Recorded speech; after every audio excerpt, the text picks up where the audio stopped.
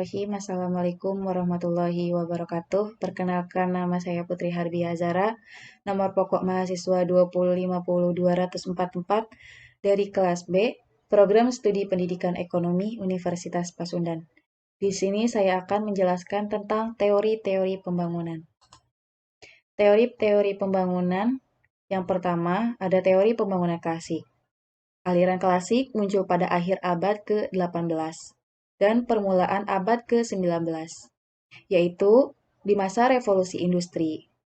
Ahli ekonomi klasik meyakini kunci keberhasilan ekonomi adalah dengan sistem persaingan sempurna, pemupukan modal yang didasari dari keuntungan yang tinggi. Namun pada saatnya akan pada muncul keadaan yang stasioner. Teori ekonomi klasik antara lain ada 3 jenis teori pembangunan. Yang pertama, teori pembangunan menurut Adam Smith. Yang kedua, teori Ricardian. Yang ketiga, teori pembangunan Malthus. Teori pembangunan Adam Smith, hukum alam. Adam Smith meyakini berlakunya hukum alam dalam persoalan ekonomi. Pembagian kerja adalah titik mula dari teori pertumbuhan ekonomi Adam Smith yang meningkatkan daya produktivitas tenaga kerja. Proses penumpukan modal, Adam Smith menekankan penumpukan modal harus dilakukan terlebih dahulu daripada pembagian kerja. Agen pertumbuhan, menurutnya para petani, produsen, dan pengusaha merupakan agen kemajuan dan pertumbuhan ekonomi. Kelemahan dari teori Adam Smith yaitu pengabaian masyarakat secara luas. Yang kedua, alasan yang tidak adil bagi kegiatan menabung. Yang ketiga, asumsi yang tidak realistis tentang persaingan sempurna. Yang keempat, pengabaian pengusaha wira swasta. Yang terakhir, asumsi yang tidak realistis tentang keadaan stasioner. Teori yang kedua yaitu teori Ricardian. Menurut David Ricardo, di dalam masyarakat ekonomi ada 3 golongan masyarakat, yaitu yang pertama ada golongan kapital, yang kedua ada golongan buruh, dan yang ketiga ada golongan tuan tanah. David Ricardo dalam bukunya The Principle of Political Economy and Taxation ikut mengembangkan teori pertumbuhan ekonomi klasik. Teori pembangunan ekonomi Ricardo memiliki ciri-ciri.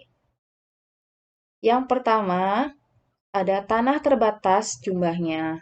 Yang kedua, tenaga kerja penduduk yang meningkat atau menurun sesuai dengan tingkat upah alamiah. Yang ketiga, akumulasi kapital terjadi apabila tingkat keuntungan yang diperoleh pemilik kapital berada di atas tingkat keuntungan minimal. Yang keempat, dari waktu ke waktu terjadi kemajuan teknologi. Sektor pertanian dominan. Dan yang terakhir, berlaku bagi tanah Law of Diminishing Return. Teori pembangunan menurut Malthus.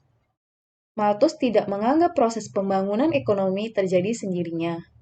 Malthus lebih menitikkan perhatian kepada perkembangan kesejahteraan suatu negara, yaitu pembangunan ekonomi yang dapat dicapai dengan meningkatkan kesejahteraan suatu negara.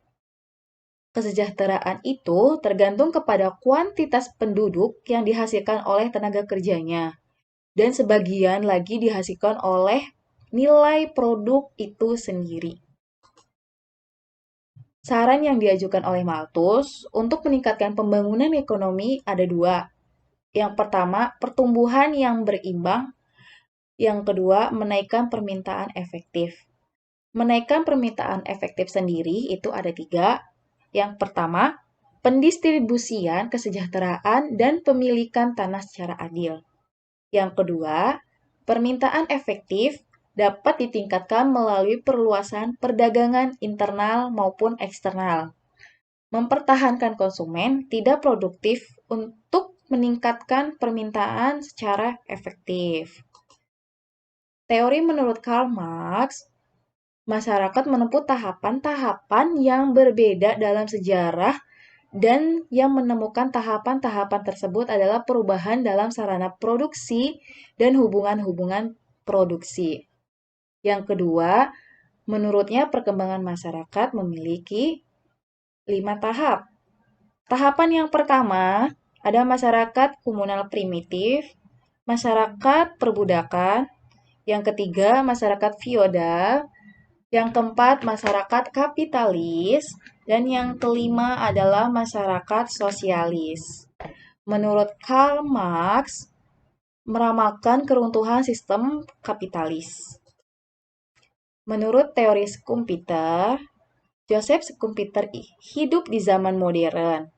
Teorinya diungkapkan dalam suatu kerangka analisis sosial yang luas seperti halnya ekonomi klasik.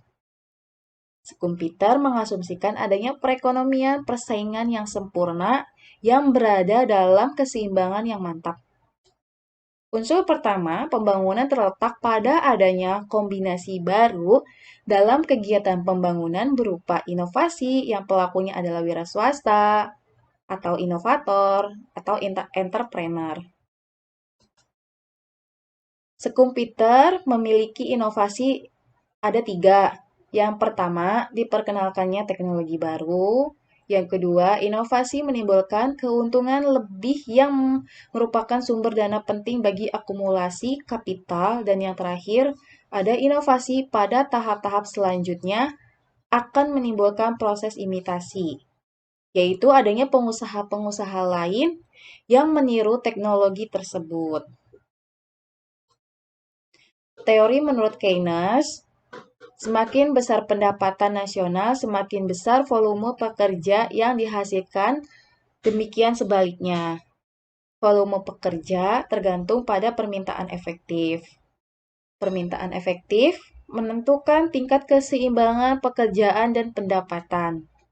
Permintaan efektif ditentukan pada titik saat harga permintaan agregat sama dengan harga penawaran yang agregat.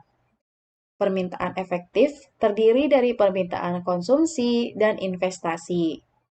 Teori ini hanya berlaku pada ekonomi. Syarat pokok dalam kemajuan ekonomi yang pertama adalah kemampuan mengendalikan penduduk. Yang kedua, kebulatan tekad menghindari perang dan perselisihan sipil.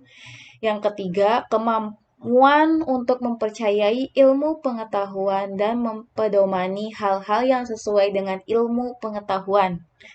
Yang keempat, tingkat akumulasi yang ditentukan oleh margin antara produk dan konsumsi. Asumsi yang dipakai menurut Keynes ada 3. Inti ajaran Keynes ini berpondasi dari 3 faktor. Yang pertama, hasrat berkonsumsi. Yang kedua, tingkat bunga yang berkaitan dengan hasrat likuiditas. Yang ketiga, efisiensi marginal atau biaya dari investasi modal.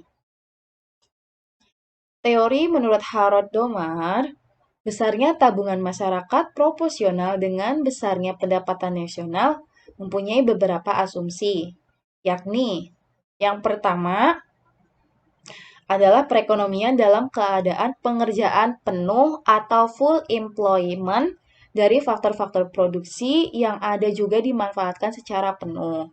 Yang kedua, perekonomian terdiri dari 2 sektor. Sektor yang pertama, sektor rumah tangga. Sektor yang kedua adalah sektor perusahaan. Yang ketiga, besarnya tabungan masyarakat proporsional dengan besarnya pendapatan nasional.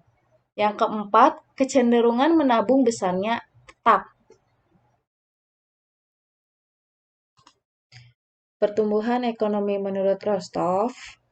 Yang pertama, masyarakat tradisional. Yang kedua, prasyarat tinggal landas. Yang ketiga, tinggal landas. Yang keempat, dorongan menuju kedewasaan. Dan yang terakhir, era konsumsi massa dan besar-besaran. Terima kasih dari saya.